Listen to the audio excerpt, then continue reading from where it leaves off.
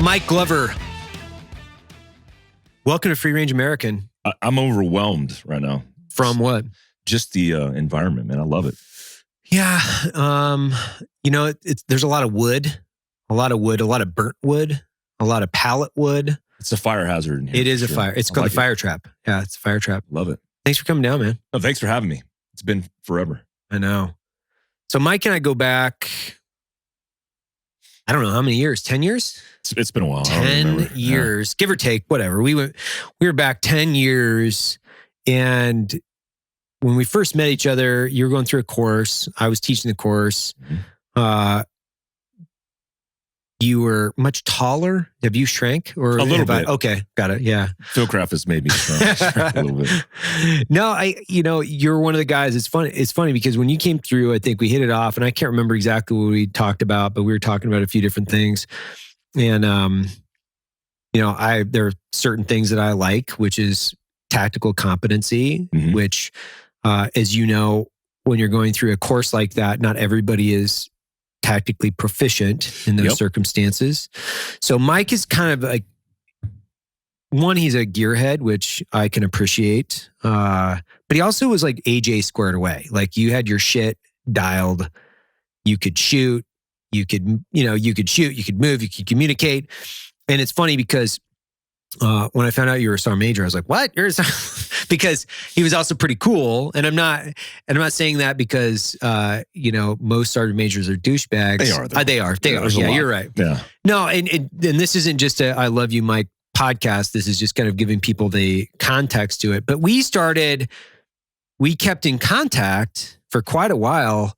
So when Fieldcraft fired up, like I've been watching you do this since you started, I freaking love it. Like I remember talking to you early on. You guys had a TV show for a while. What Discovery was that Channel? What was that show called? Battle Tested. Battle Tested. Yeah, it's on their Go channel, their online channel now.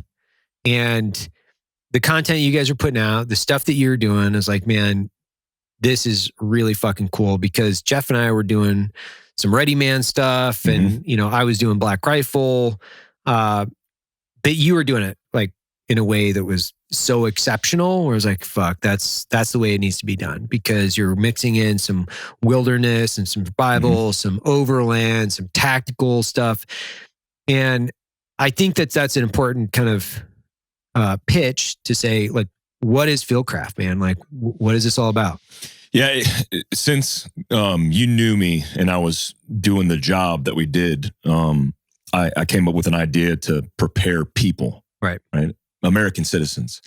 And it falls into the latter part of our conversation on this podcast, but I didn't want to exclude people based on their political affiliations, ethnicity, backgrounds, experiences, because I think disaster and catastrophe, as we've seen in war, is an equal opportunist. It doesn't give a shit who you are. Right. It's going to hand you your ass. And if you're not prepared, you're going to fall by the wayside. And so I wanted to teach preparedness to people, normal people, and all the processes that we learned through processes that we took for granted because it was just the foundation that we existed in planning, in physical fitness, and PCIs, pre-combat inspections, the basics. Right. And that's, to this day, we've evolved as a business, but to this day, our mission statement hasn't changed.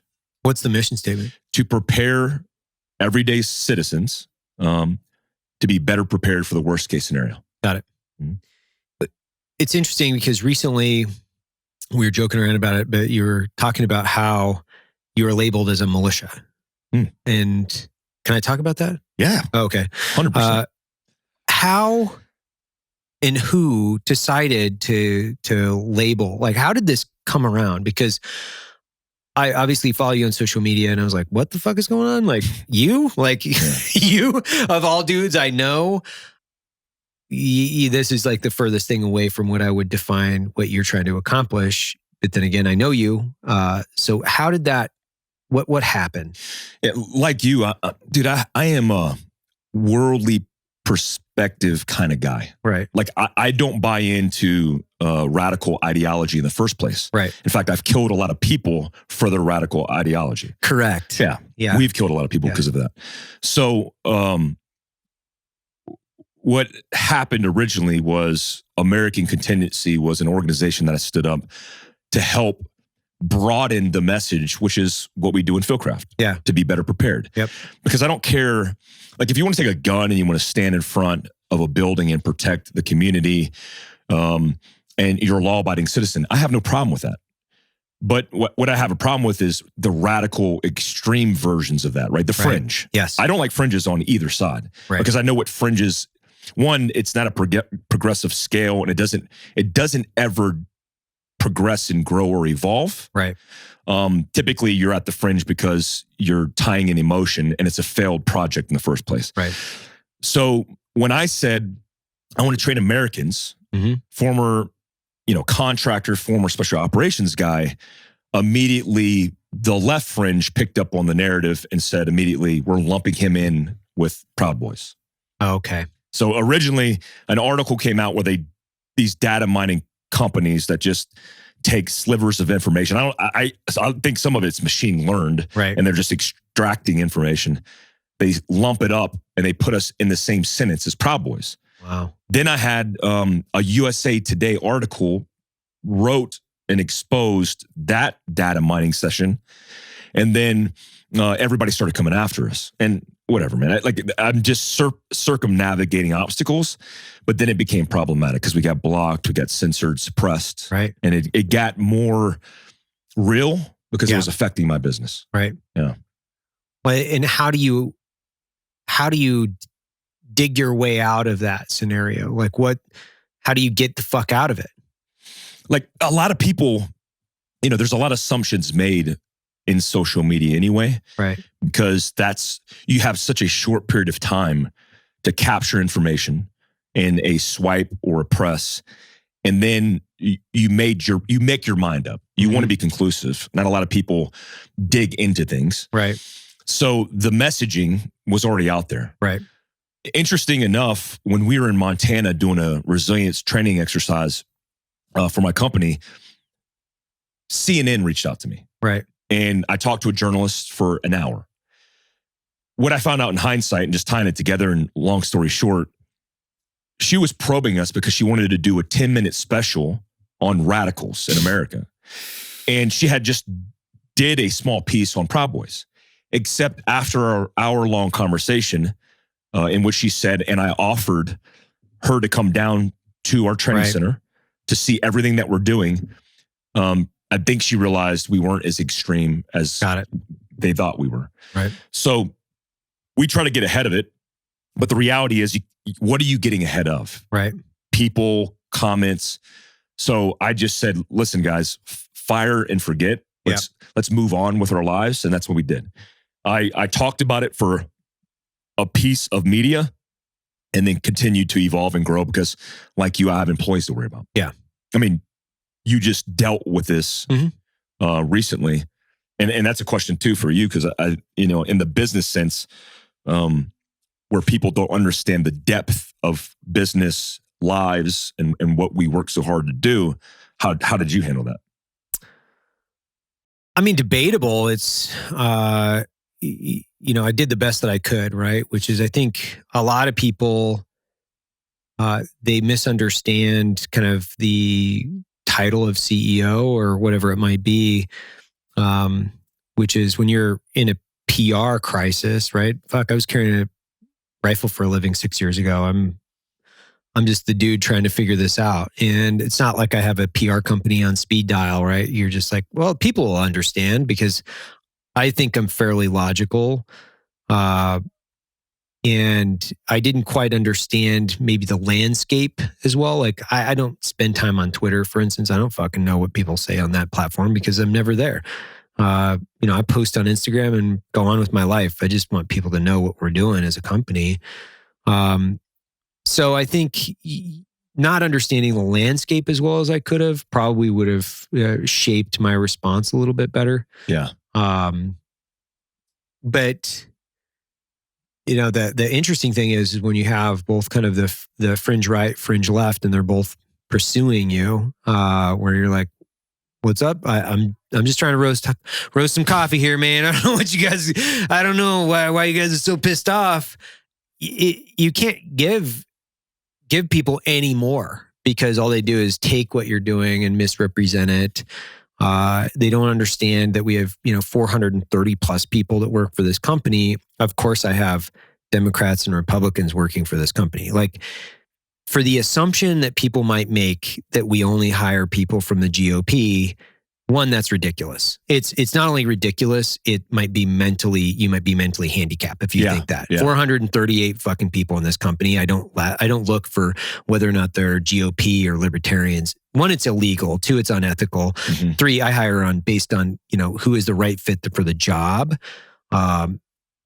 But it did kind of expose a lot of interesting things about people and the way they think. It's like, if you don't conform to one side of the narrative, if it's on the left or on the right, they're going to do their best to inflict damage on your company. And my philosophy on this is the same thing for you, or the same thing that you did, which is like, I've got 430 people to take care of. I got to get up every day, got to go to work. I got to do what's best for them, and I got to make really good decisions for them, and I have to make really good decisions for our customers, right? Mm-hmm. The outside pieces of those, like outside of who's in my company and who do I give, roast great coffee for, fuck them. Yeah. I don't care. Like, oh my gosh, like, you're going to hurt me on Twitter? Dude, I don't even log into Twitter. Like, you know what I mean? Like, I woke up this morning, I put on some Sitka pants. It's not a paid plug for Sitka, They look good, by the way. Thank you. I appreciate that. I saw that twice. Played with my kids, I made a couple phone calls. Like, I'm not crying in my cereal over this one. It's just like, you guys want to, just as you said, it's like, I am not placating to fringe elements of our society that ultimately, I truly believe they are the reason that we can't have a productive conversation across the nation about being able to emphasize constitutional values and really push the fiber of America, which I think is being degraded by lunatics ultimately. Because when I talk to people, whether they're in the D side or the R side or the I side, most people want the same things we do. We want to raise our kids. We want to be safe. Tom, my neighbor, is sitting right here. He owns Alpha Munitions. We had a conversation with our neighbors during Halloween, and a couple of those guys were Democrats, and we're obviously Republicans or libertarians or whatever we are. We all wanted the same thing.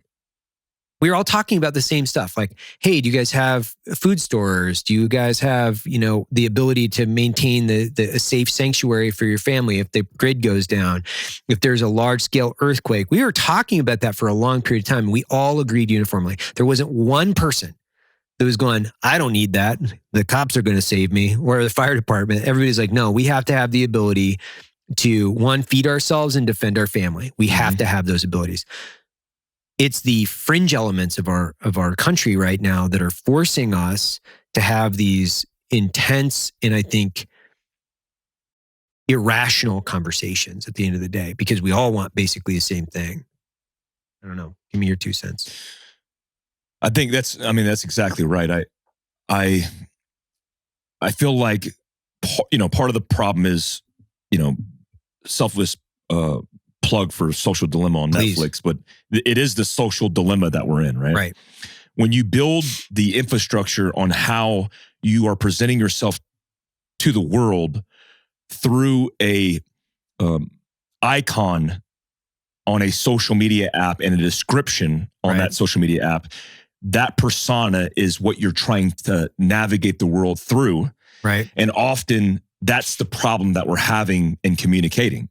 Because if you're on X team, and you can't affiliate with Y team in the social media space, which is the dilemma, you forget that you live a life where you integrate and you socially integrate with human beings at your workplace, at church, everywhere you go. Right. Right. So this false like ideology that we're living through. For example, the Second Amendment people, right? Yeah.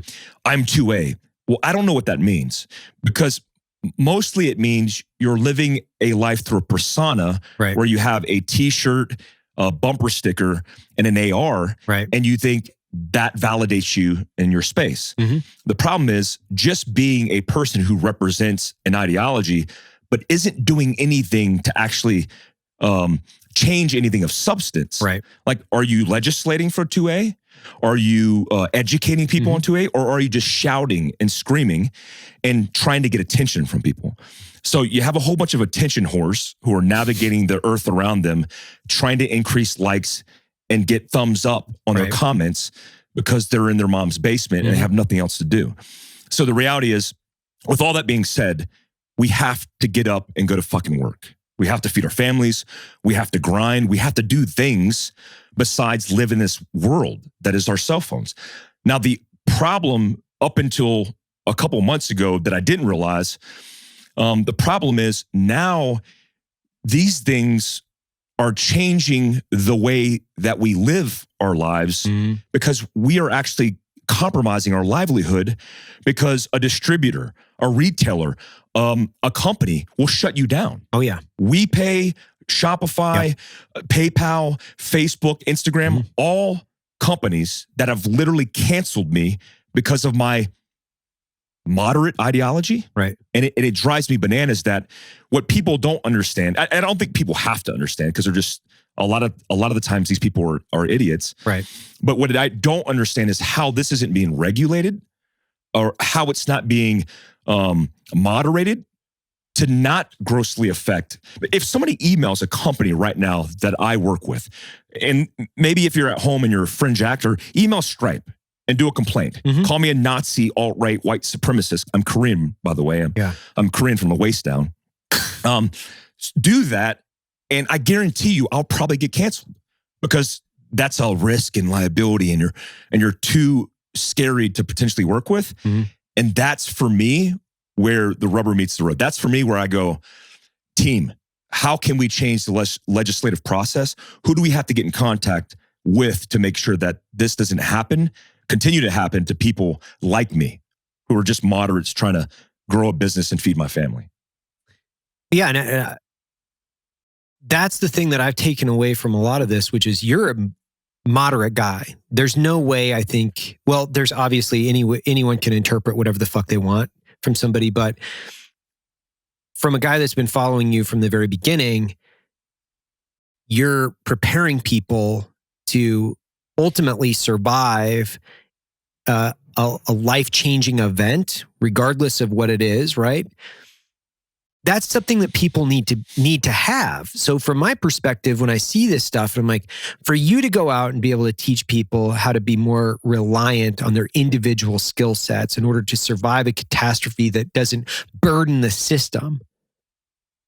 Why is that something that people are so adamantly opposed to even considering, without saying, well, you're a militia? Hey guys, just so everybody understands, when things go pear-shaped, firearms could be the only thing that prevents somebody from taking your life. As we know probably more than most people quite understand. And it is one of those things that you can de-escalate situations with proper training and use of firearms, depending on what's happening. I think anytime you introduce a firearm to anything, right, there's a section of the country that ultimately disagrees automatically. They're going to be opposed to it regardless. They're not going to listen. They're not going to give you the opportunity to even explain yourself, because they're blocked off in their own little silo, in their own little echo chamber, and they're not going to listen.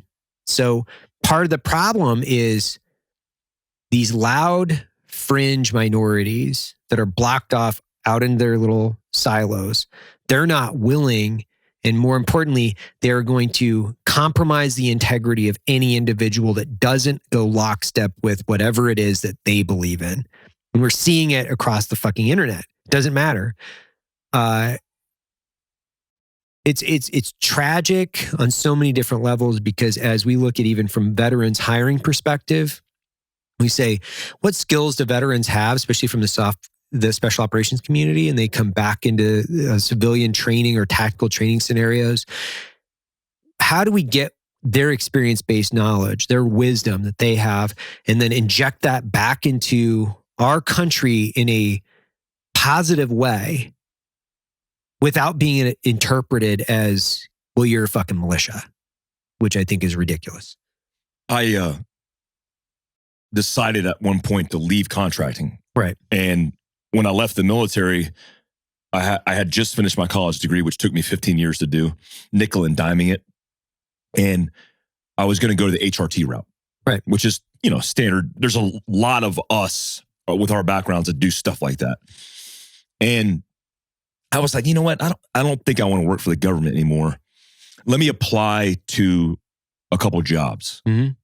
And one of the jobs that I applied to was running the security for all the power plants in the state of Colorado. I love Colorado. I thought it'd be cool to drive a truck around Colorado and work security. It's something I've been doing my entire life, right? And various form factors. So I applied and I submitted my resume. I got told at one point that it was down to me and another gentleman. They even asked specifically that the person who applied should have a bachelor's degree in Homeland Security, which I conveniently had because it was the easiest one to get. So I had more crisis response and security experience than this guy. Guaranteed. 100%. But I didn't know at the time. So my name's still in the hat and I get told, sorry, you weren't the guy for the job. About a week later, because I was surprised by that. Because I'm like, man, this resume looks good. Right. A week later, a buddy of mine contacted me and he said, hey, I had a conversation with somebody at the management for that company. It's a major electric company that manages all the power companies or power plants in Colorado. And he said, I wanted to let you know something. And it has to do with your job and it has to do with your resume. And he said, on your resume, you gave them your military experience. And part of that experience was I was a sniper. Mm-hmm. I was a sniper. I was a sniper team sergeant, reconnaissance team sergeant. And had all the training that had to do with that job. Right. They didn't hire me because they thought I'd be a liability because I was a sniper. Because, I'm the potential. Maybe they watch Mark Wahlberg in The Shooter, and they're like, this dude's heading for the hills. Right. Which I did. Yeah. And I had a long gun too. And I used to glass the hill with my neighbors and stuff. But I realized for the first time that not only was my experiences in the military as a veteran non-applicable to civilian life, but I was going to meet obstacles and have to proactively navigate these obstacles. Because I thought I could send it. Yeah. And something was going to pick me up because they're like, dude, this dude has all the leadership, management, experience, real world, could build rapport and relationships. But none of that was seen because they're watching Rambo. Right. Right. They're like, Green Beret comes back from Vietnam and burns down a town. Right. Which they deserved it. Yeah. Well, they drew first blood. Yeah, they did. They did. Damn. $50 for that. I'll give you $50. So in realizing that, and this is what I always encourage people to do that are veterans that have experience, start a business. Yeah. Do something that you love. Find a passion that you could evolve and scale. Use the same planning processes and discipline and virtue and value that you found in the military and apply it to building a business, and you'll succeed. It will be like Ranger School Part 2. Right. It will be difficult, but that's what you can do. So then it bums me out, fast forwarding to like recently with this circumstance that we both find ourselves in. Right. Because I'm like, I don't wake up and I'm not politically identifying with anybody. You know why? Because I don't give a fuck. Right. When I served 20 years in the military and as a government contractor, I never cared who was in charge as long as I was killing bad guys. Yeah. Yeah. And under the Obama, I happened to kill more bad guys than I did anywhere else. He was the best for war. Like he was like, fucking A, go get him. Like, fuck. I mean, that's the thing. Like, people don't understand about these things where, you're an apolitical entity at the end of the day. Do we have our personal individual beliefs? But most of the guys, even in the team room, as we're discussing politics, there is a groupthink, obviously, to most of it. Most of us are conservative, I would say, specifically coming from our backgrounds. Because of, I think, we have a unified kind of identity based on a subculture, and then we have a very specific way of looking at the world. And I've actually become more open-minded as I've gotten older and started a business and become exposed to more people. And when I say that, it's like we had such a small group of people that we were exposed to in a very limited circumstance. And it was always overseas. It was always in a foreign country. It was always on working in and out of fobs or whatever it might be. And I realized this a couple years ago, I would say, I was like, man, I've actually been fairly sheltered from the rest of the United States because I went from, SF to the State Department. I was working in Africa for a while before I went to the agency. I'd carried a rifle the majority of my adult life. And we worked around basically the same people. And I was talking to somebody in my HR department. We were talking, I was like, I've been in basically all male professions my entire adult life. So I have to you have to help me make sure that I'm being inclusive and including females and making sure that I'm not just kind of reacting in the same way that I've reacted for the majority of my adult life, because it's kind of what I'm used to, right? And she's like, yeah, I get it. I totally get it. So she understood. She's like, yeah, man, I'll help you out. But from a subculture's perspective, because you're pulling in all these other guys to start your company too, right? You're like, I know this guy, I know this guy, I know this guy. I'm going to start picking up the phone and calling people. And when we started, it was like just a group of knuckle draggers making dick jokes and roasting coffee. That's basically what it is, right? And it's the team room jokes exposed, and then when I say that, it's like brought to light and then productized. Like that's basically what it was. And the other piece to that was like the training aspect of things.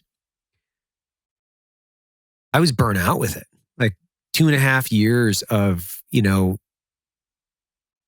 working through shooting drills and taking guys through shooting courses and shooting. And when I say that, it's like, I love to shoot. I still love to shoot. But it's like after being an instructor for that long, as like you get a little bit fucking fried, like cooked. I was like, man, I don't want to be on a range again with a pro timer. I don't even know if I did it for a year. When I left, I was like, I don't want to be on a range again with a pro timer for a long time. And now when I go, it's like I put the pro timer on, saddle up. I'm like, oh, that's like an old catcher's mitt. I'm way into it, right? But it took me a while. So it's the conversation point in that is, as veterans get out and they start to look at how they're going to find their way, and they start connecting with other veterans. And then part of that too, for us, I think, is reaching out to other veterans, even as they're entrepreneurs. You and I know a lot of the same people, and we're always like introducing other people to other people, because as a united front, we're way stronger. In the ultimate end game of this is like, how do we get the tide to lift all of our fucking boats? That's it. Yeah, a lot of background that people don't know, because I don't talk a lot of business on our forums, is that you've helped me, and I appreciate that. You've helped me a lot in business. I mean, we've had hours-long conversations about business, how to scale, because we're learning to adapt in a completely different environment as different people. Yeah. And that's really powerful, because what people don't get is, when you live in the military, it's not a job. It's not a profession. It is a subculture. Right. And like the dick jokes, you come out of the military and you do that in a professional setting, in a business, and you'll get your ass sued. Yeah. Right. Yeah. You're going to be in and out of HR like nonstop. Yeah, like it's never going to end.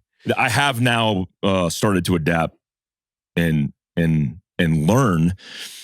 But again, this is like a different perspective, right? This is that worldly perspective in a different way where I'm a culturalist. I don't even know if that's a word. Just made it up. Sounds tying good. it to ideology. I like it. Yeah. I love culture. I love people. And the last thing that I really care about is your political affiliation, because I want us to build a relationship, not break our relationship because immediately you identify with a political affiliation and you've written me off.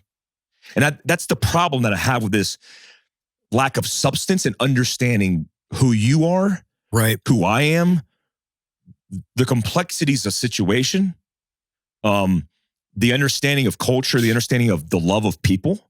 Like we had a conversation about Tulsi Gabbard. Yeah. Like Tulsi Gabbard's a Democrat. I don't look at Tulsi and go, Tulsi, you're on the wrong team. You know why? Because I don't identify as a Republican most of the time. There are values that I find beneficial as a conservative on the other side. Right. But I like weed. I smoke weed every night. I don't care what people think that are conservatives about me smoking weed because it's better than the shit they prescribe you at VA. For sure. So when I look at Tulsi Gabbard, I look at her as a human being first and foremost, right? I go, what kind of person is this? Which is part of the problem that Trump catches all the shit. Because people look at him and go, well, he's just a bad person. He seems like he's a bad person. And they identify and they write him off without getting to know the person. Tulsi Gabbard, veteran, warfighter, officer, great leader, good person. And I would like to see her succeed. And what does that mean? That means maybe she would be a democratically elected president that's more moderate, more balanced, and the person that I could buy into. Right. But we can't have that fucking conversation because you've already written me off because you heard me say I affiliate with Democrats. Yeah. And at the end of the day, what I'm starting to realize is I don't give a fuck what people think. Right. If I did, I would drive myself mad and crazy. And you just obviously just experienced that with this Tulsi Gabbard shit. It's hyper detrimental, right? And it's like the Tulsi Gabbard, for instance, this is the best podcast I've ever done because I'm so jacked the fuck up on caffeine right now. He's like fucking. This coffee's really good. By the way, it'd be hard for anybody from our subculture as veterans and for other people not to even understand kind of what happens for the empathy and identification of who's going through what, right? And as a moderate, I think she's a very moderate Democrat, for lack of a better term, but she voted down a very important piece of legislation to me, which was, you remember when the VA was saying they were going to move our psychological records to the ATF? Yeah. She voted that shit down. Yeah. Yes, exactly. She voted that shit down. And when you hold people accountable to the Clinton fucking political war machine, when you downvote great legislation that ultimately I was absolutely not in favor of because it's so subjective. That piece of legislation would have been so detrimental to every veteran that was applying for a fucking firearm moving forward. It was toxic. It was a piece of toxic legislation for veterans. We as veterans, regardless of whether or not you're on the blue side or on the red side, and guess what? My good friend Zach Eskel is running for probably the mayor of New York. He's also a Democrat. He's a fucking great guy. He's a former Force Recon dude. He's been to fucking war. He's a great guy. He's a Democrat. I don't care. Yeah. I know the fiber of the individual. And plus, when you're a single issue voter, this is part of the issue. When you're a single issue voter and all you do is you drive whatever narrative it is on the left or the right, this is what we find puts us on this jersey and that jersey. Your team, my team. The team I'm on is like, without sounding trite, I'm on Team America. I'm on Team Freedom. Fuck yeah. I'm on Team fucking, hey man, when we look at the hierarchy of prioritization, it saddens me because, and I don't want to get too emotional because we owe it to our subculture. Right now? No, okay, I'm not. Okay. But I'm just trying to think my way through this. We owe it to our subculture to stand up and go to war here for the guys that I know and you know that are fucked up. That are fucked up. The people that have lost their limbs and their eyes, our friends. I don't want these fucking guys to be written off. I don't want them to be home. And when I think about what's happening today in our society with fucking guys that are double amputees and they're sitting in their fucking living rooms by themselves right now because COVID, because they got to wear a fucking mask and they can't go outside and they can't do anything social. I get so pissed off because it's so detrimental to our community. It's so counter freedom, counter America. And it's not that I don't care about the rest of the Americans, rest of our American countrymen. It's how I prioritize my work. I'm more concerned with a disenfranchised subgroup of people that have been injured either physically or psychologically, where people are writing them off and over-medicating them to basically get them to shut the fuck up and go away. So they don't have to be reminded of the failures of their political establishment and how fucked up their politicians are and the dumbass decisions they've made in conjunction with the military-industrial complex. Let's hit the gym right now. Right? Let's fucking go. What is my Fitbit reading right now? 195. 195. Here's the and you'll get this example. Maybe this will highlight the ideology that we have. Because you just demonstrated it to me today. When me and you were working overseas, we work with Muslims, right? I call them people, but they happen to identify with the religion of Islam. There's extreme ideology within the religion that is Islam, and there's moderates, right? Peaceful, let's call them peaceful. So when I was in Afghanistan several times, over Iraq multiple times, at war, I was shooting extremists in the face because they were the worst of our society. Right. There is no freedom. There is no peace with fringe actors trying to destroy everything that democracy stands for. When I was in Afghanistan, I went there with a false sense of cultural understanding. I was taught to be a Green Beret, like you, through training. I built rapport. I built relationships. I trained host nation auxiliary forces to do more, to do better, to do good in the environment. When I was in Afghanistan, because I had a false understanding because of some subcultures that I belonged to, I thought Muslims were bad. And then I got there and I realized they're not bad. There's some that are extreme. They're actually good because they're willing to fight and die for me. I had, when I infilled in Afghanistan, my first rotation, 04-05 timeframe, I had 144 Afghans that depended on me as an 18 Bravo Special Forces weapons guy that was in charge of running those guys. My senior wasn't there. I was a young E6, young staff sergeant. And I command and control this entire group of guys.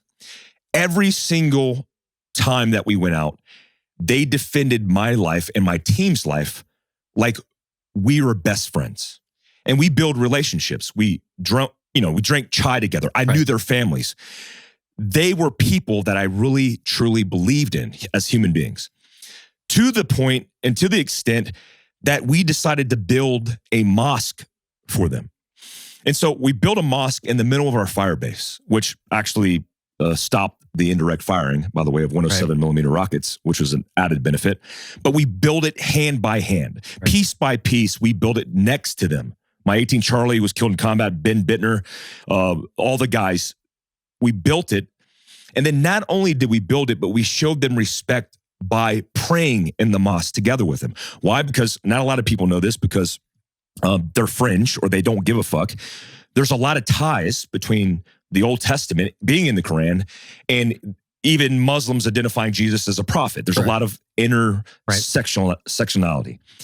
So I realized for the first time that it was about people, about culture. I get back and then I see all these people, including a tactical company that I worked with at one point, who was professing on Facebook that he hated Muslims. How can Mike support Muslims? Well, because I support people. Right. Islam is one of the biggest religions of people in the world, including in Asia. 60% of the world is Asia. Right. So when I look at that, I realize that people, they either just don't give a fuck or they're just uneducated. Because not only do I believe in people, but I want to affect people's lives in a positive way. Those 144 Afghans, a platoon of those Afghans fought next to Robert Miller when he posthumously lost his life and earned the Medal of Honor. Right. And they died right beside them. Yes. You on this facility have Afghans that you've served with. Oh yeah. Right? Yeah. That you've worked with in the most dangerous circumstances, austere environments, and now they're Americans working for an American-made company. And we have, again, fringe extremists trying to affect what you've built with the right reasons and the right values in mind. But even if it's not, when I say it's right, it's like shared, for instance, right? Like you and I share a lot of similar values, I think, because when I watch your content and what I've seen, what you've done, I'm like, I agree with Mike. I've listened to your podcast. I know, whether you're talking to Andy or whether you've got somebody else on, like, I'm like, oh yeah, fuck yeah. Like I'm not marching lockstep. I'm saying we have such a similar background to the way that we've grown up. How old are you? 40. Yeah. So I'm a couple years older. I was from the invasion of Iraq to the close down of Iraq in 2009. I think I had 4 years, give or take, on the ground in Iraq. Then I went to Afghanistan after that for multiple years, for I don't know how many. Throw in a few rotations into like Botswana and Senegal and a few of these other places and a couple of trips to Asia. My entire adult life in my 30s was spent overseas. All of it. 90% of it was all overseas. I would go back and do a JSET with 19th Group, or I would go back, come home from Iraq, get on a fucking plane, turn back around and go to the Philippines and do a JSET. And with you and I looking at things in such a similar way, or, a guy like Andy or Trevor, whomever, right? Whoever was like kicking around this thing, I think there's a lack of fundamental understanding to just how diverse our thought process is, because we have worked and we have entrusted our lives into people that look different. They have a different language. Sometimes you don't even speak the fucking language. And you're like, okay, hey, shoulder to shoulder, motherfucker, let's get it on. Let's go. Because we have the same agenda at the end of the day, which is if we're trying to secure an area so people can educate their children, feed their families, shared and similar experiences kind of create that same mindset. Like,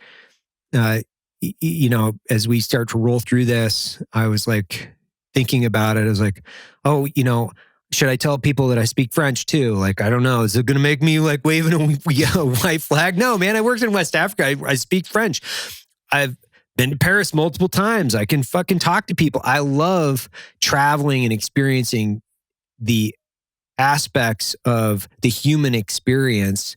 I have zero interest in pigeonholing myself into one ideology that is ultimately going to inhibit growth as an individual, which stifles evolution, by the way. Mm-hmm. And my entire process in this is to become a better man, a better leader, a better husband, a better father. I have zero interest in saying, I'm good. That's one of the things that I am so happy and I think proud of from, and I look back and I have such a distinct memory of SF and this realization, especially when you go to like SFAS, for instance, right? And the Special Forces Assessment and Selection, you start looking around at the people to your left and right and who's pulling weight and who isn't pulling weight. It has nothing to do with race. Zero. You only start to value people on their level of work and their level of ethics. That's it. That's how you make your decisions. In any preconceived notions. I grew up in Idaho in the fucking middle of nowhere. And, with a group of family members that worked their fucking asses off in the woods and raised by, basically a single father after the age of 9. I saw my dad get up every day, take his fucking lunchbox, go to work in the woods and come home. That experience was completely different than, one of my best friends that grew up in like Chicago in the urban area, like raised by his mom. But guess what? When we were under the weight of a pole or carrying a fucking pound, like bales of sand or whatever it is, we're equals. And not only that, we were bound by this experience. And then we have the knowledge to know that the worth of an individual is based on this shared camaraderie of mission accomplishment, and knowing that we can't value people on the exterior portions of what they bring to the table. We have to value them solely on whether we have a shared ethics, value system, their work, their effort. It inhibits the growth of a society when we don't. Like it truly does. And I haven't seen The Social Dilemma. I really need to watch it because everybody keeps telling me that I need to fucking watch it. And it's one of those things that I've injected directly into the company. We talk about the special operations ethos, and people always ask me, like, what does that mean? Like, it means that you're judged on the level of work, meaning how hard do you work and how ethical you are in your behavior. That's the only thing you're judged on. I don't give a fuck what party you're from. I don't care. I don't ask like, hey man, you on team this or team that? I don't give a shit. It's like, do you appreciate and love this country? Yes. Great. Well, then that's checkbox number 1, right? Do you love coffee? Yes. Do you like working in a fucking really cool environment with a bunch of rad people? Yeah. Oh, well, dude, you're probably going to fit all right, or person, you're probably going to fit all right in here. And I think this hyper-partisan conversation in America, one, it's extremely detrimental to a society's growth. Like just in general, I don't know how you dig your way out of that. Like I don't know how people continue to have these same conversations in these siloed divisions of our country without saying, oh man, I'm going to have to come to the table and maybe think outside of the box just a little bit. Like Mike's a good dude. I might want to watch his content and listen to his podcasts before I make a determination that what he's doing is, some kind of radical fucking crazy thing. He's just preparing people to be prepared. That's all he's doing. Oh, that's fucking rad. How could you not? In my mind, I'm like, how could you not be behind that? Like my wife and I were having this conversation just a few days actually, probably like a week and a half ago, because you were going through, your payment processor was turned off, and I was like, this is bullshit. I was like, this is bullshit. Like I've known this dude forever. Like what the fuck are they talking about? This is pure insanity that somebody would label you as a militia or what you're doing. And it's, to me, I'm like, how is this possible? Because you put out terabytes of content. There's no logical person that could view what you're doing and make that determination. Just a fucking, hey, we're going to throw this against the wall and see if this one sticks. And I think that's part of the problem. People don't want to read past headlines. They don't want to read past 120 characters. They just want to make these preconceived notions. They want to jump to conclusions. And they want to fucking get on whatever bus they're going to. And they're going to stifle the growth of a country. That's what they're going to do.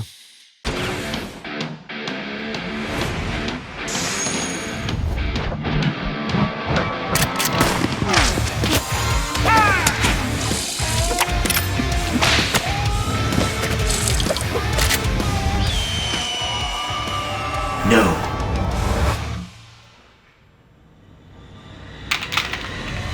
Sports.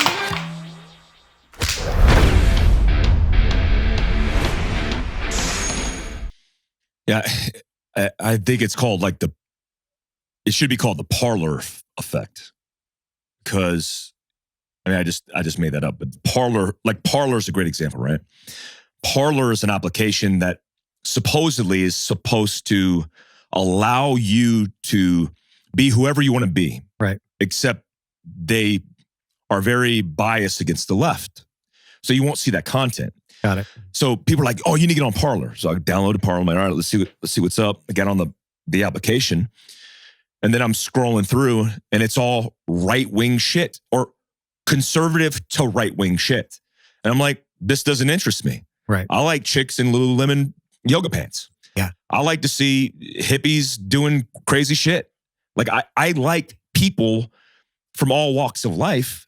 And in the Parler Effect, you just segregate yourself more from the reality that we live in, which makes you more divisive and angry at the world around you. Because you're like living in this box and you're fucking spitting on people and shit. And then you come outside of it because you've been, emotionally ramped up by scrolling through fucking everything that is Parler or everything that is your subcategory. And then you come outside and you're like, well, that's not how it really is. And you further, like you said, stifle your growth. And I think that's a detriment to society. But I also think the silent majority, which I would consider me and you the silent majority, right, which means we don't over politicize anything because we're too fucking busy working. Yeah. Right.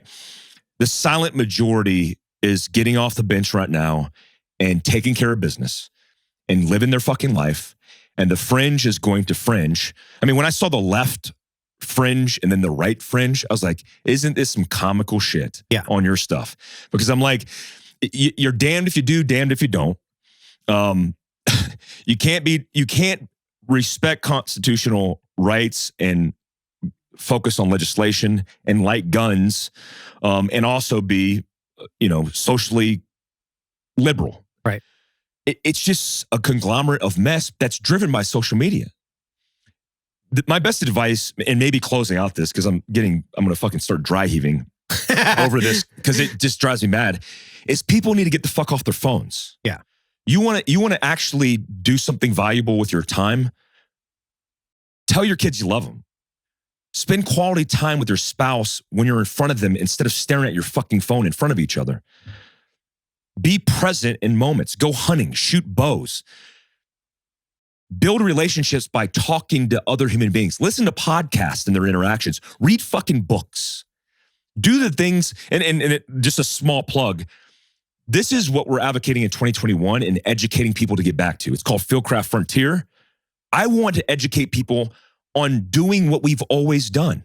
Getting back to our fucking roots, which was like 10 years ago, was our roots. And get the fuck off your phone. Stop being ground into fucking nothing because you're being manipulated by an algorithm that's meant to enrage you because they make more money. Right. And that would be a good start point. I think so. I mean, that's what we've been doing. Really, that's really been the primary focus and the driver. Is a couple of years ago, we really said we need to opt out of any negative conversations because there's too much negativity. We need to be a positive force in the sense of we have to and what I say is we have to entertain, we have to inform, and we have to inspire. Any content outside of that is a waste of our fucking time. If we are not doing those things in a positive way, where we can go out and make people laugh and have a fucking good time and show that like it is possible for a group of veterans to go out and be successful in today's world, can still celebrate, constitutional American values, can still be open-minded and evolve. We can do all those things. But we're just not going to contribute to any negative conversations that are happening because there's already enough of that. Mm-hmm. We don't need to be part of it. We need to be part of the really what we've tried to definitively focus on is our subculture of veterans out there that are ETSing and getting out, and especially the war fighters.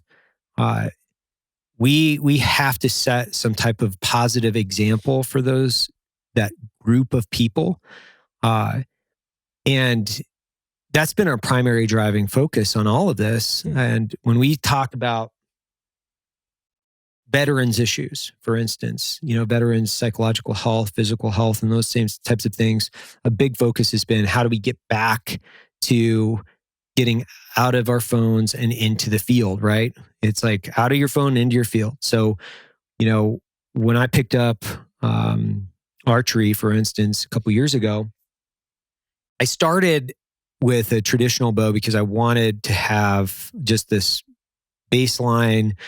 It's a string and a fucking stick and another stick, right? It's pretty simple technology that's been around for several thousand years.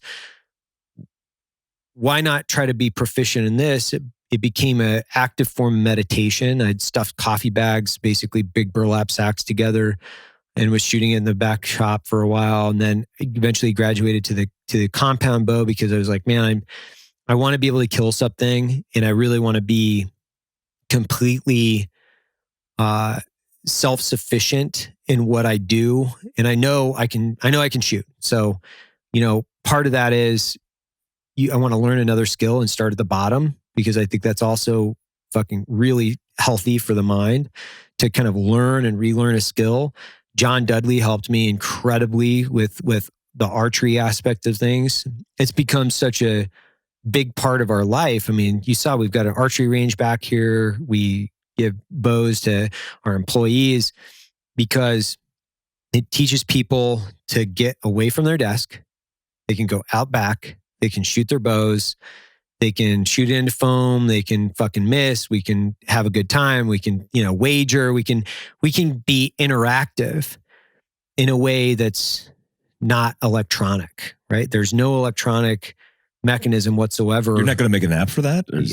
I mean, probably. Sure, there's probably 10, but the benefits of being able to just do what you said, which is disconnect and connect into reality, physical reality, has helped the entire company, I think, get out from behind their desks. And then, when we go out to these events, we go to like total archery challenges every year. We go as like a big company and a big group. Shit, we had 20 plus people at the one here in Utah shooting foam out in the middle of the mountains, and my wife's there. Like we're, the people from the company there. Like it's so good. We have to do that. It's so much fun. Yeah. And that's part of, that's part of building a company and an ecosystem around how do we inspire and encourage people to kind of get out, do really cool shit, get off their electronic devices. So when we're talking about the field, we did multiple hunting trips this year, multiple fishing trips this year, sending people out on fucking rafting trips, just get them the fuck out. And it's been a really good, for 2020 it's been good and bad, right? Like there's been a lot of bad in 2020. And we don't need to bring any more bad, right? It's like people are dealing with enough shit as it is, where they're laid off from their positions, or they're, having a hard time getting into the VA because they've shut down all appointments outside of COVID or whatever it might be. We have to encourage people to kind of get out, be self-sufficient. That's why with your message and what you're doing, you're bringing that same mentality to a really wide group of people and encouraging those behaviors to, I think, a more civilian, right? And a broader audience, which to me, that's why aren't more people going, fuck yeah, man, that's awesome. But instead they're like, oh man, we got to shut down Mike. We got to turn his fucking payment processor off. Like, holy shit.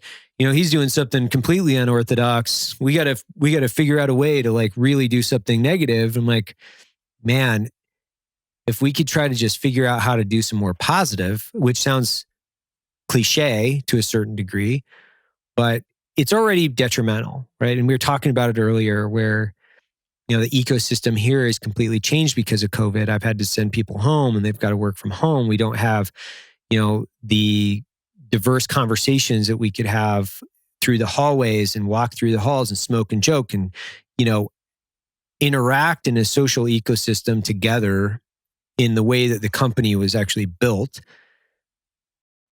That's already been kind of taken away from us because of, fear of COVID or city or state or federal mandates, whatever those are. So there's layers of different mandates as to what's healthy, what isn't healthy. There's all this different misinformation or information out there. It's like you already changed the ecosystem based on what's happening. So how do we continue to like drive in at least a positive force? And that's been my primary focus. Like for 2021, for me, like I'm ready to flush the negative completely. Just if I can flush it down the toilet and be like, hey, we got a big year ahead of us or years ahead of us in business. And there's just too much to focus on that creates value in people's lives than to focus on the negative shit that ultimately doesn't create any value other than more negative shit. Yeah, shit floats and all these things that are happening. The great thing about them is they're easily identifiable. Right. And the way we roll is adapting through adversity and changing and evolving. And I think that's the home run for our mindsets. Because I've seen a lot of people either destroy their own lives or get their lives destroyed because they're not thinking about evolving and moving forward. And, look, like you guys make coffee and you make coffee a fun thing. Like all I do is see people who drink Starbucks and they look depressed. Like my personal assistant, Chanel, brought me a Starbucks this morning when I got out of the vehicle. Right. She's like, here's your coffee. And I smacked it out of her hands. And I was like, turned to my videographer. I was like, you get that on camera? Don't ever bring that here. But man, I'm proud of what you're doing. I'm thankful for your friendship and all the things that you've done for the veteran community. I actually see you as a significant leader in this space. You've done so much good. It hurts me to see that kind of toxicity affect you personally and your company personally. But I know you'll overcome it because we got too much good work to do in 2021 and subsequent years. Yeah. I think my mindset right now, like yours, is preparing my company to scale and grow to hire more veterans like our circumstances who are coming out of war after a decade plus of war and who are going to be fucked up, who are looking for purpose, who are looking for not just a job. They don't want a fucking job. They won't live and last in a job. No. They want a mission. Mm-hmm. And that mission has to have a virtue, doing good in people's lives. And that's what Black Rifle Coffee is. That's what I see as Fieldcraft Survival and other good veteran-owned companies that are doing this. And we just have to wade our way through the bullshit. Yeah, and there's so many. Like that's the great thing about this is like you don't have to go very far to see how many fucking vets are doing incredible things right now. You really don't. You don't have to go too far on the internet to figure out like, oh, wow, these guys are actually doing some really inspirational, really cool shit. And there's this single point focus, this mission mindset that I think a lot of us, by default or just by the personality that we have, meaning like, for me, I've never really seen myself as a leader in the veteran community. I've never really seen that. I've never necessarily kind of sought that out as something that I've necessarily wanted.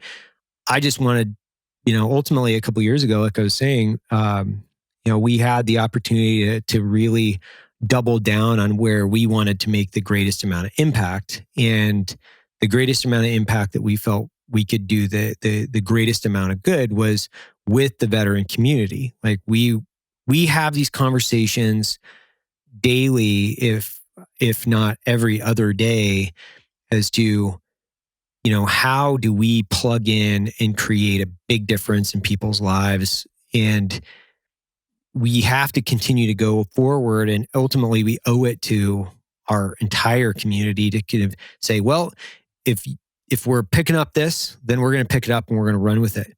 And Matt and I were having that conversation this morning. We're literally this morning, we're like, hey, we've got too much really good shit that we have to do in the next several years that we can't really focus on any of this negative because ultimately it's just white noise and it's a distraction to what we can really do. And it's not a laundry list of accomplishments, right? It's not like tick, tick, tick. It's like, we're going to keep mission focused. We're going to keep doing what we do. And, a lot of people, I think, if they look at what we do, it's not necessarily the individual actions, but it's a more holistic look at what we're trying to accomplish for the overall community.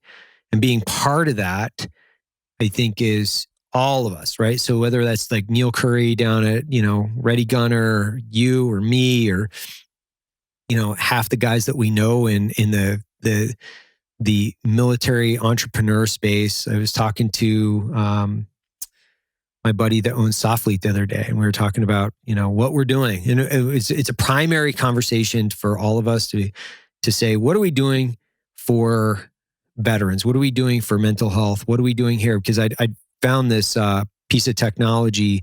Somebody had turned us on to it as far as as a brainwave syncing device, which honestly, I don't really know how to describe it. They put magnets on like a halo, and they're trying to fix some brainwave inaccuracies with people in order to help with PTSD. But those are the conversations that we're having because we're so acutely aware of what's happening within our community. I don't want there to be a minute or 10 minutes or whatever it might be wasted on thinking of something other than how do we make a great product and how do we give back to the community? Because that will influence multiple other people to do the same thing. And there's nobody better to do that than the people that have served in these wars. And I think if we don't take an active participation in this conversation today about how we start to fix and ultimately repair some of the damage that has been done in Iraq and Afghanistan to our greatest resource, which are the soldiers that have been putting themselves in harm's way, nobody else is going to do it. Nobody. It's us. Like, what is that saying? It's like, if not who, me, or something like that, right? It's like, if you're asking, who will go, send me. Send me. Yeah. And I think that all of us can kind of unite around that message and go, okay, well, how do we fucking support and encourage this development of one another? And I was talking to, guys like Dan, for instance, Dan Crenshaw. We don't agree 100% of everything that he does in Congress, but we do agree on a huge percentage of what he's trying to accomplish. And ultimately, we do agree on the fiber of our country and what's important. And especially when it comes to a veteran community or conservatives or Democrats or whomever it is, we agree as to where we should focus our energy and what's really fucking important. The rest of this stuff is just like, okay, man, that's white noise. Let's move on with our life, right? And two, we're having fun doing it. Like we went down there and filmed a podcast or not a podcast, a commercial for those guys. And it's really just, there's just so much fucking really cool shit going on with this community and people that are doing like epic and rad things. It's really, it's really enlightening, I think, for a guy like, for me anyway, to kind of poke my head out a little bit and be like, oh, so this is what the conversation's all about. Man, what you guys in your social medias, you guys are like, whoa, this is a crazy conversation. I'm just going to focus on fucking my company and ultimately trying to keep fucking my head down and make something positive. I'm really not letting it beat me up too bad. I mean, there are things that obviously are beyond our control, but it's beyond my control. It's like trying to shovel a tide. It's never going to work. Just keep walking. It's all we could do. Yeah. I'm too busy living life. So right. To deal with toxic bullshit. I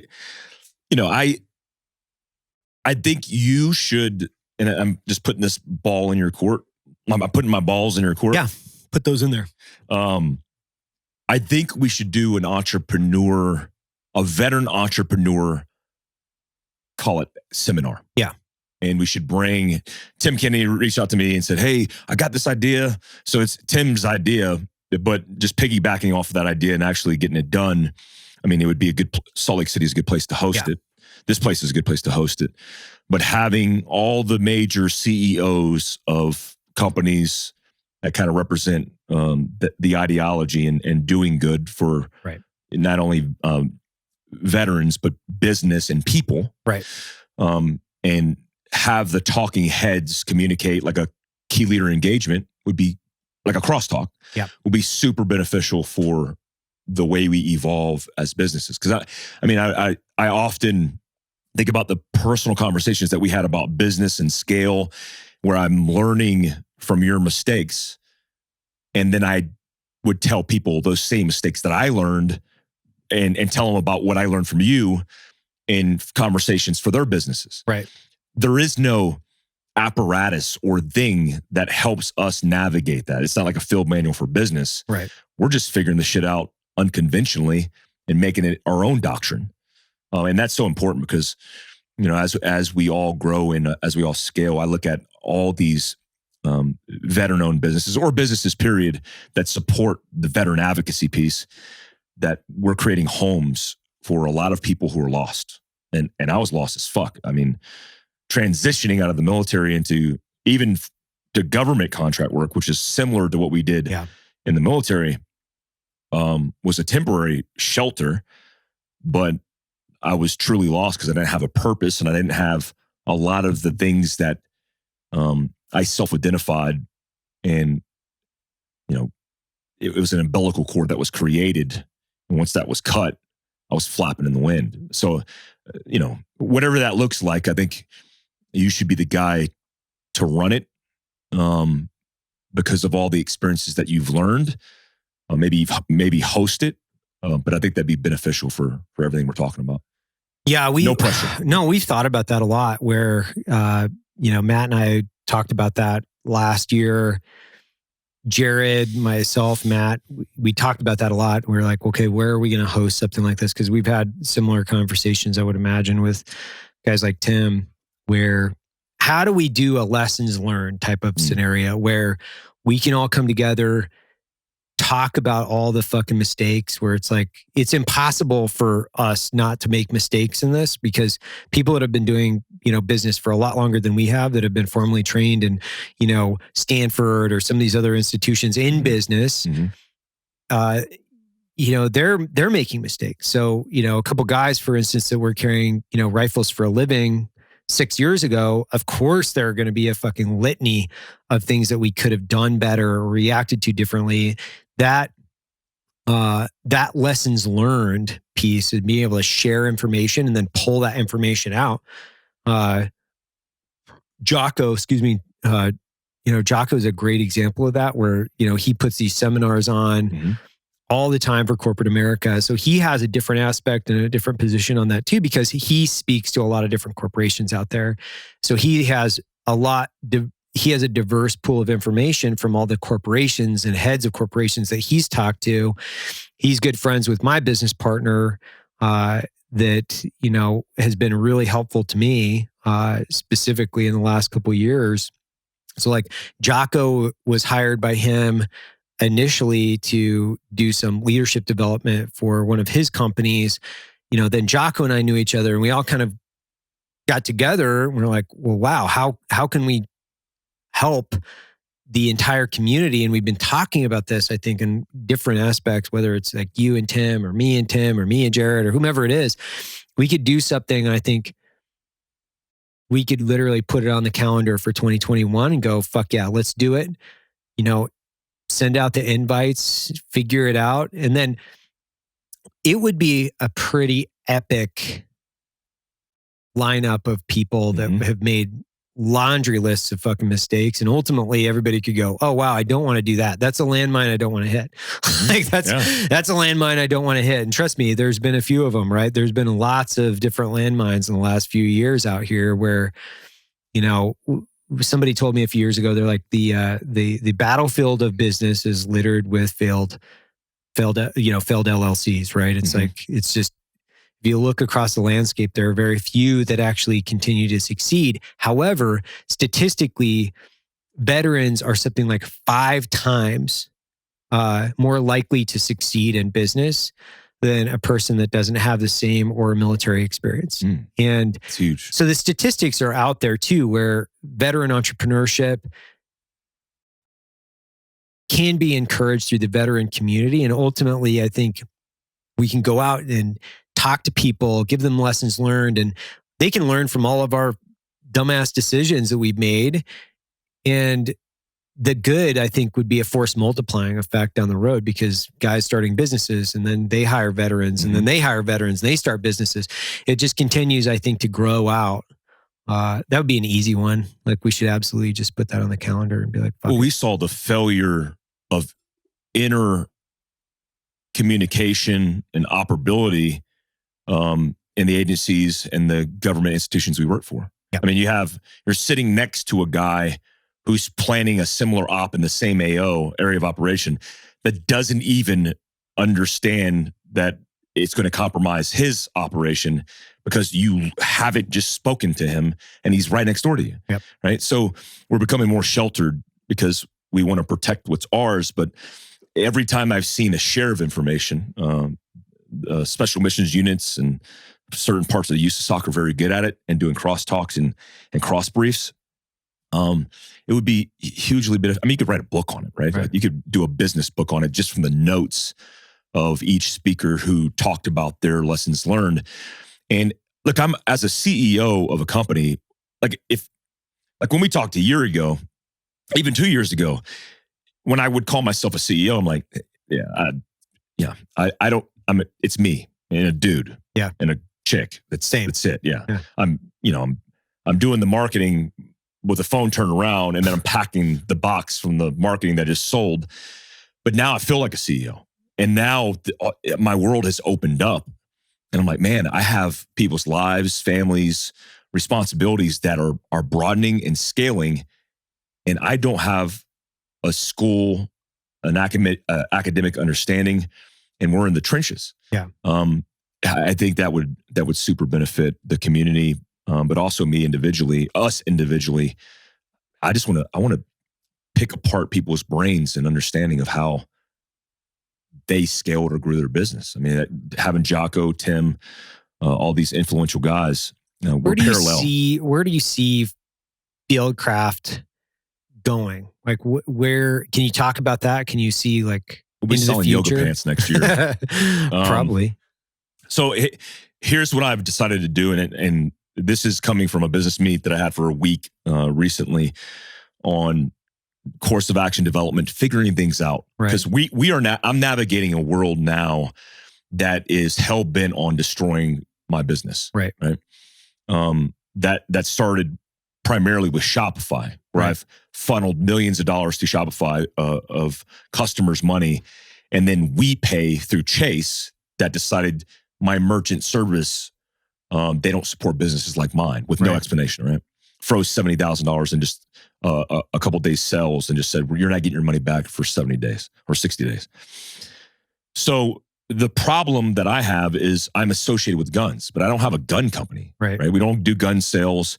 We do firearms training for self-defense, preparedness training. So I'm lining out this Fieldcraft frontier to focus on not the reactive measures to preparedness, meaning the gunfight, the trauma, but focus on the lifestyle that is preparedness. Right. If you want to be prepared, hobbyists aren't prepared. Right. If you bring your range bag and your gun to a range and you shoot in a cubicle environment in your indoor local range and you're not doing other things, that's like 1/100,000th of the problem, then you're not really prepared. How are you going to be prepared? By looking at, I guess, ancestrally, the things that we've always done. Self-sustained, because we are self-reliant. Canning food, jarring food, water procurement, primitive survival, basic med in-house. If most people had a traumatic injury anywhere without first response, they would die. Correct. Right? Not only that, but if people didn't even have the understanding of how to take care of themselves through hygiene, they would die. I mean, I got cellulitis in Ranger School from taking a knee on the ground. Right. I'm like, what do you mean I might get kicked out of Ranger School because I have an infection in my knee? Yeah, you've been taking a knee over and over again, just exposed to the environment, and that's how it works. Like, oh shit. All these things we've lost. We're going to have an educational role in that. We're going to teach people to do things they should understand and know how to do. And it's going to be vertical, meaning it's not going to be assimilated with tactical anything. And it's going to provide the resource, education, training, and make survival and not preparedness, but reliance fun. Yeah. Look, I love my company and I love the positive effect on people's lives where we get the emails and the messages of like, man, I never thought about this and I implemented this and it helped change my life or helped save my life. I want to broaden my message, but I can't do that when I'm being stagnated in reach and growth and engagement because you banned me off your platform from affecting people's lives. So again, we'll circumnavigate it, right, and we'll figure out a way. And that's what we're doing in 2021. Are you guys going to publish a series of books or manuals? Man, yes. Yeah. I started a publishing company for Fieldcraft. And Kevin Estella, who I just hired, he wrote his first book years ago. And it was one of the first books in primitive survival that I respected because it was a modern take. Right. It applied to me. It wasn't like, hey, here's a way to start a friction fire. Dude, I have big lighters. Right. There's 10 contingencies that I'm worried about before I start rubbing sticks together to start a fire. We hired him full time. He is going to write his next book through us. Nice. We will have a quarterly journal next year called Prepped that will be every quarter released about things in modern survival from everyday carry, trauma, primitive, everything that we're doing. And then we're even going to do kids' books. What I've realized in the book space, I like the fact that Jocko started his own publishing company, right? Because why should I wait on a publishing company that may or may not publish me because of politics? Right. I'll do it direct to consumer and crush the numbers and affect people's lives in an analog way. I mean, I'm all about an analog experience. I think that's primarily what draws people to Fieldcraft because they want to get in the woods. Mm-hmm. They want to smell leather and fire. That's what we're going to bring back in that analog experience. Coffee table books, all that stuff, because I think it's so important. And again, it gets us back. I tell people if you could do one thing right now to set yourself up for long-term survival and sustaining your reliance, it's starting a library. It's a referenceable library when technology fails that is the survival books. You know, I look at the mycelium running. I have that same book because it teaches you how to do things with mushrooms. It teaches you how they grow. All these things are beneficial to primitive survival. And I'm most excited about that because I love the tangible experience that we've lost so much. I mean, the books behind you, I want to always live in that environment. I always want to have those on the shelf because when this is driving me mad, I could sit down and pick any one of those books and go back to a simple state where my brain's not cluttered with bullshit. Right. Yeah, I think that's an important thing that people have to kind of reconnect with those things, like the simple fucking turn of a page, the crack of a fire. And those are the things I really do. I love those things, right? So, you know, we have a coffee company, but it's like I spend all of my free time typically that's outside of like the family in our house. We're in the mountains. I took my kids, my wife and everybody. We went up to northern Idaho for 3 weeks this summer. And we were, you know, living out of the camper.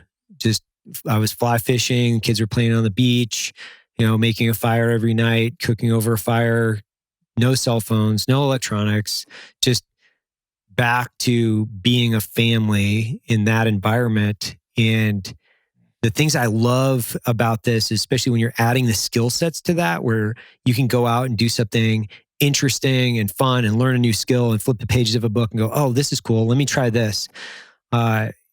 Those are the kind of things I get super fired up about, especially with my kids. Like I was teaching them how to make fire this summer, and I was teaching them, you know, how to shave off pieces of wood and create a little bird's nest, and then work with magnesium scrapers and things like that, and then kind of work through that whole scenario. And like a 3-year-old and a 6-year-old, you can see their minds are alive with what's happening because it's so primitive. Two, it's so it heightens all of your senses inside of that.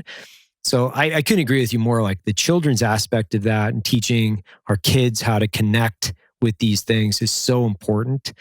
I find it across the conversations that I'm having with multiple different people, whether they're a physician, you know, in an ER, they're wanting the same kind of things, right? So it's like you and I come from these totally different backgrounds, from maybe an ER trauma doc, or, somebody that's working behind a desk at, a bank, and they're like, man, I really want to get my kids back out there into the field. The cool things I like to think about, which I'll challenge you with this, right? Is what I would love to see is the instructor's manual for your kids, like connecting those primitive skills. And then how do you interact with your kids and build out these challenges to really kind of activate your children's minds in a way that's like, these are primitive skills. These are going to help you down the road. These are going to become really important to your self-confidence, to your reliability, to all of the things that I think plug in directly to making great children. The book that I want, like that's the book I want you to write if you can, is that kids training manual out there for, guys like me that are like, man, yeah, can I build a fire fucking 20 different ways? Sure. But how do I make it fun for my kids? One of the things that we were doing, for instance, a few years ago, is I was making fire with them with a 9-volt battery and, steel wool, right? Steel wool. So you taking those SEER school challenges, taking the kids out into the garage, showing them how the batteries work, getting them kind of invested and interested in what's going on. And they're fucking totally engrossed in this stuff. Mm. And I've been thinking about this for years, where I'm like, man, if I could make that connection, another layer of connection to figuring out how to build in children's challenges in a way that's like not just really high up, 20, 30-year-old dude stuff, but like bringing it down and then adding that would be so valuable to me as just an individual. So that's why I was like, man, that's the book that I want you to write, man. We just hired a girl by the name of Amber, who is going to lead family preparedness for Fieldcraft survival in 2021. She's a stay-at-home mom, mother of 3, homesteads on a farm, and teaches her kids preparedness. I did a podcast with her, and I did an EDC demonstration of her kid's EDC backpack. And like, one, I can't teach you how to prepare your child, but this mom can. Right. Because she's so effective in living what she lives, right? She pulled out a card, and the card it would be the equivalent of what's called a bloodshed that me and you would carry, which is CHIT, which historically most modern wars, soldiers on both sides in some form factor have carried, which allows you to communicate through a language barrier, through circumstance. And she had all of the data, which said basically, hey, if I'm lost, my contact information is. And I looked at that, I'm like, why? I mean, why have I never thought about something like this for a kid? Right. And so it's so important. Family preparedness is, I scaled my company and scaled it to where it's at now because tactical training was lucrative. Right. We've capped, because I'm not going to increase volume of staff and dilute the quality on the range, right? Increasing my liability. But what I will do now at the scale in which we're operating is dive into the things what really preparedness is. It's not the 1-second draw off your appendix carry. It's how do you take care of your kids in the worst case scenario? How do you train your kids when you're talking about fire safety in a house? It's conditioned learning. It's not cognitive processes. It's pro words and getting them to execute through action, and then having the ability to cognitively process information as they grow through the steps. It's training, it's rehearsal, it's mentorship, it's leadership, it's love, it's nurturing. All those things are so important. And I'll do that. That I already see it. Right. It's the step-by-step guide on specific preparedness challenges and what's the packing list? You need these things. What's the challenge? It's making a primitive fire. What is the breakout? It's step 1, step 2, step 5. And we'll do that. That's so important. 100%. I'm even going to use, you and your kids as the models if you give me a day off. Yeah, fuck yeah. To illustrate that. I think that would be super cool, man. Yeah, I mean, for me, that's the majority of what I do now is all geared around how is this going to affect my children and how they interact with their environment? How are they going to, grow up? In what world they're going to grow up? How do I teach and mentor, leadership? This is one thing that I emphasize in my house all the time with my 6-year-old. When you're doing something, your little sister, she looks at you. So you're leading. So one of the things that I'm really fucking proud of, and I kind of really, really enforce in the house is your actions affect your little sister. So you're a leader. You act like a leader. I'm having that conversation on probably an every other day occurrence with my daughter about how her actions affect the people around her and how she becomes a better leader. And it's one of those things I see within our society that there really, I don't think there are a lot of parents out there that are reinforcing leadership as a skill, because it can be a developed skill. And the earlier we can plug into that, the earlier we can plug in to the child psychology as far as being able to give them autonomy to a certain degree, but then also reinforce the things that we know are important, that we've seen have worked, save lives of the people around us.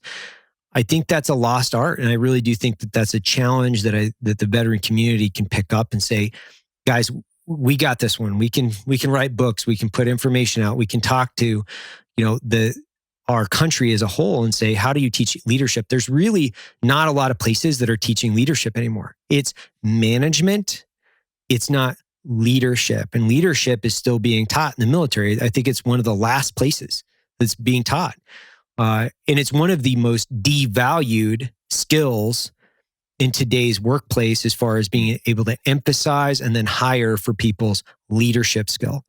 And that's why I get super fired up, man, when Tim was talking about starting his school, for instance, right? So he was talking about doing his school. I was like, that's so fucking cool. Mm-hmm. Like, that's so fucking cool, man, because a guy like Tim that's always injecting positivity, he's always like fired up and ready to fucking go. And he's like teaching preparedness and comms and flying helicopters and doing all this really cool shit. So motivating. And then now he's going to translate that to kids. I'm like, oh, fuck. Thank God. Like, that's what I want to see from so many of us is like, as we get older, how do we transfer this stuff down? How do we keep doing this? Oh man. Anyway, sorry, I got off of my fucking child thing. I probably shouldn't be like railing on like, hey, child education. No, it's super important, man. It's the future, man. It is. Yeah. Yeah. You're the biggest, I think the biggest line you could draw in data, in case studies, in research is the line by somebody who in life and society will fail and their upbringing with a male role model in the house. Mm-hmm. I mean, there's a lot of statistics, a lot of data out there that prove that, if you have the right circumstance and setup, and you're taught to be a good human being in a lot of ways is going to determine your output, your fate in life. And I've seen so many people, I mean, the Army is really good at it, right? Yep. The Navy is not like the Army in this way, where in the infantry and combat arms, when you grow up as I only did 4 years in the infantry, but as an E1, I was put into a leadership role as a squad leader in basic training. Because I showed some aptitude in leadership, got promoted to E2. Right. E1, there is no rank. It's just like a blank rank. I got promoted to E2. And then, I went all these leadership schools and I won leadership awards as an E5, as an E6, and as E7. And through that, I realized that leadership was the one thing that you have complete control of. Right. And like I remember, and this is a small digression, but I remember specifically in PLDC, which used to be, which is now WLC. When we went, it was Primary Leadership Development Course. And I went to Fort Knox, which is a big mixing pool of infantry, 19 Delta, Cav Scouts, support, admin. And I'd never been immersed with other people besides combat arms, besides grunts. And we had females there, white, black, Hispanic females. And I was like, whoa, this is going to be a leadership challenge. Yeah. And I remember the challenge and like taking it head on. And one of the issues that we were having from one of the PLs, the platoon leaders, was the women weren't getting things addressed that they needed. And I said, what's the problem here? You guys are like all bent out of shape. What's the issue? And they said all these things. And I said, okay, your number one issue, the light in this room is jacked up, right? Yes. Let's go fix it right now. Like right now, physically follow me and let's do it. Like right now, right now. 2, and I didn't remember 2, 3, we go down the list. I fix 5 of their 10 problems immediately by just taking action. Right. And through these experiences, I'm realizing that leadership is a thing in itself.